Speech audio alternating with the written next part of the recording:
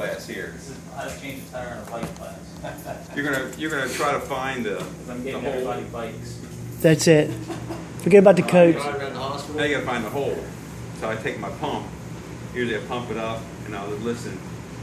And sometimes it will actually escape. You'll actually hear it right away. But for the real small one, you almost gotta put your face up there and feel for it. Yeah. Once you find it, kind of remember where this was. Right. Because that's probably where there's probably a protrusion in your tire. You make sure it's not still in there. Oh. And if it is, what I do is I take my patch kit and I'll actually take a piece of one of these patches and I'll actually stick it on the tire itself. Inside? I'll put a new tube in because I got two of them. But I'll put that and just stick it in there with some glue.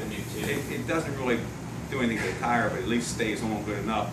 This way, whatever punctured the tire, because the tire itself is sharp. Even if you get the glass out, the tire itself can actually puncture the new tube. Right. Then you ride on the road a mile, it's happening to me.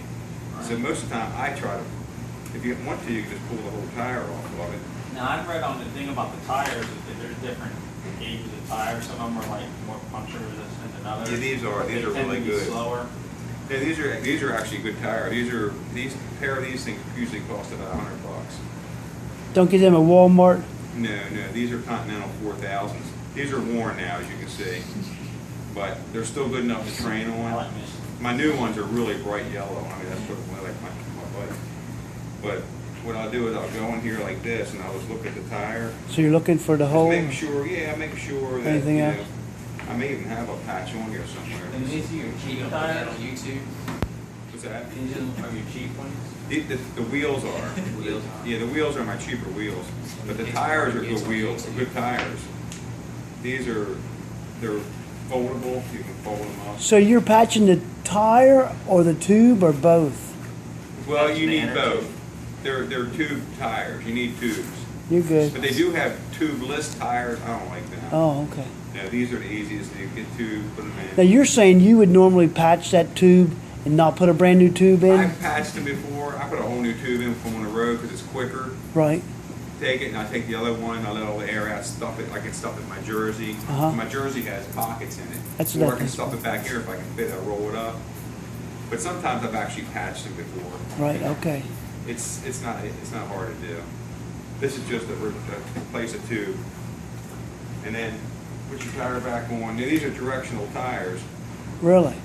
Yeah, it probably wouldn't make a difference, but it's got like a little pattern, and I can see it on the side. What is the direction with the wheel? Yeah, the direction of the, yeah. How would you know? It probably isn't going to make that much of a difference. You probably wouldn't notice it. Oh. I've changed. So it's a tread probably. I mean, it would. Yeah, that's what it is. Okay. So you get the tire on halfway like that. Get your tube. Where you find your hole. Down the bottom, right there in the middle, yeah.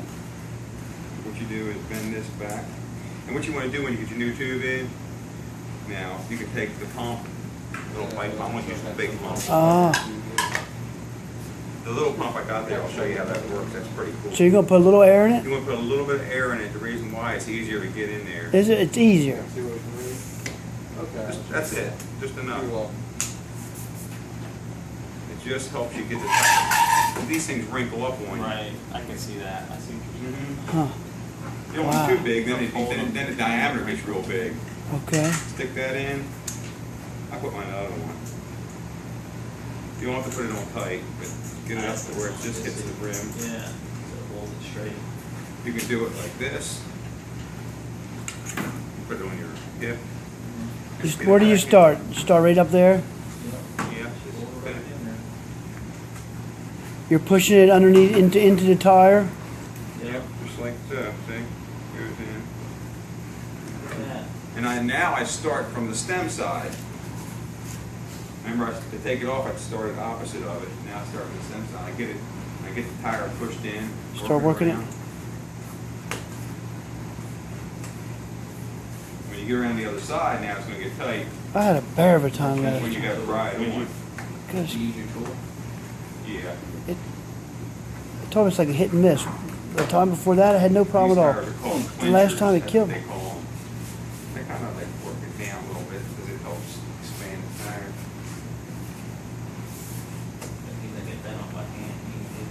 just about. Because these are nice and worn now. But when you pry it on, you gotta be careful you don't get that tube. We'll pinch it. Because you'll pinch that tube with just prying it over the rim. That tool there. So I kind of like put my hand here. Because what happens when you pry here, it comes undone here. Right, okay. So just kind of like, and back on. Wow.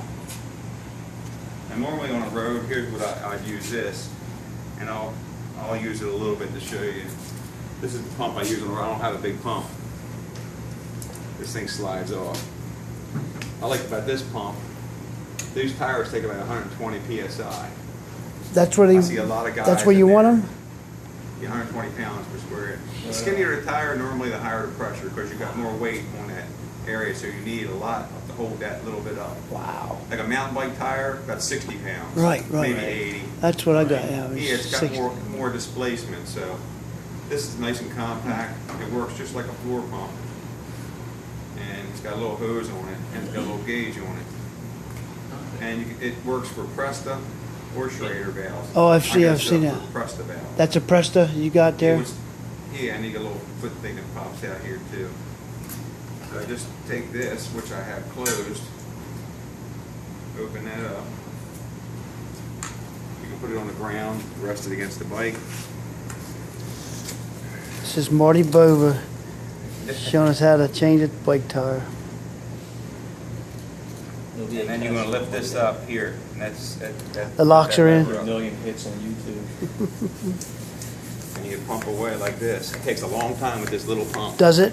Yep, but How do you know when you get it? You got a gauge. Oh, you've got a gauge. right here. Oh, I should have It takes a known that. long time. I'm only going to do a little. I'm not going to pump it all the way up with this. I'm going to show you.